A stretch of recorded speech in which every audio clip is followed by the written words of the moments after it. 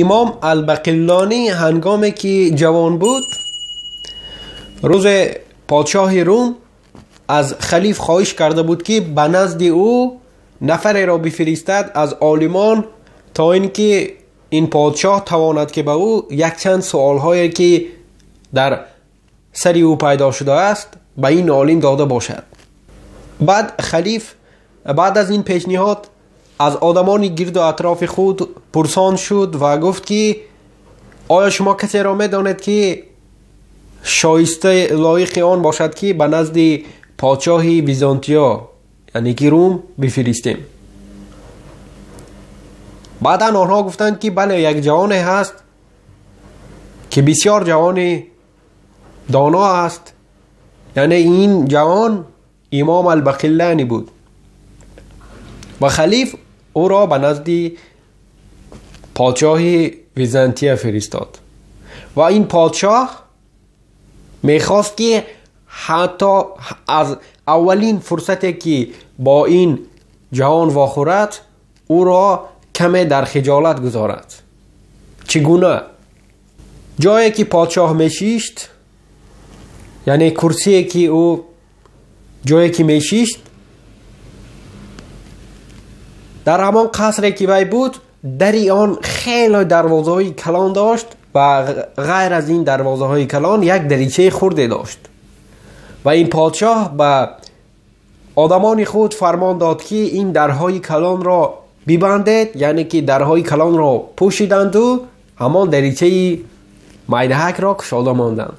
با این کارش پادشاه میخواست که هنگامی که او البقلانی به نزد پادشاه می‌دارد، یعنی کرسی که او میشیشت، پادشاه در رو بروی همین دریچه قرار داشت و از این دریچه آدم نمیتوانست که با قامت راست داخلی آن حجره شود، یعنی که به نزد پادشاه بیاید.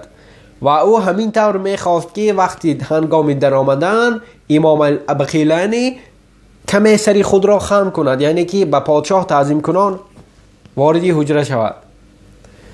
وقتی که امام البقلانی به نزد این در آمد، امام در را زود درک کرد که چی میخواهد پادشاه با این کار خود و هنگامی به نزد پادشاه در آمدن او کمی سری خود را خم کرد، لیکن با پشت خود در آمد، یعنی که پشتش را به طرف پادشاه گرداند و همین طور کلش را خم کرده در آمد.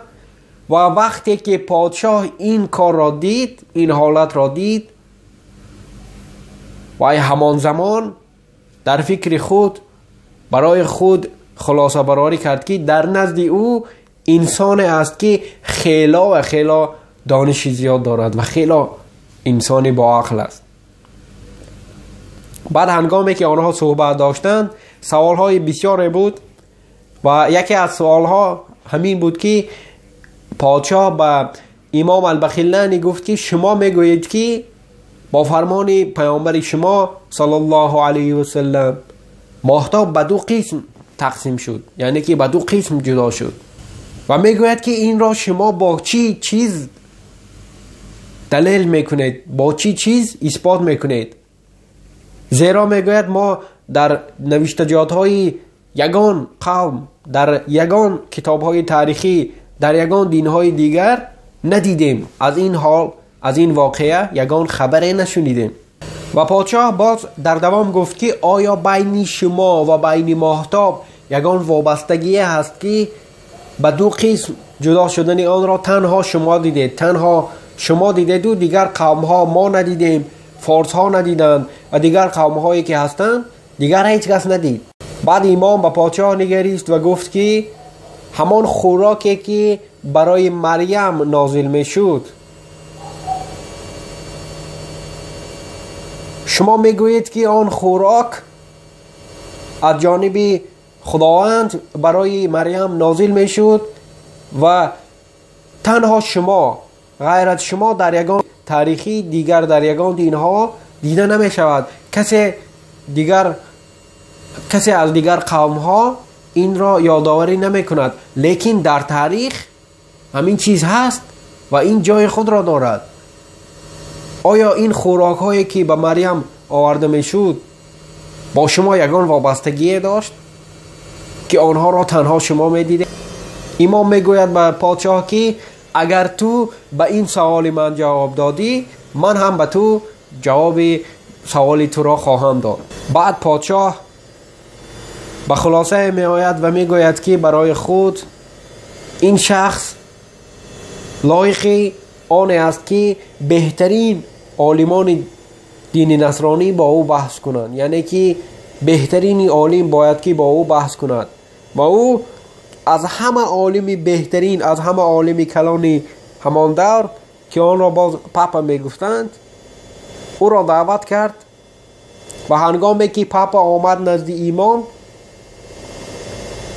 برای امام گفته شد که این در نزد او نفری است که اولین نفری است در دین نصرانی و او خیلی همان انسانی است که در بالا می ایستد. یعنی که اولین عالم آنها، اولین بزرگترین عالم آنها است.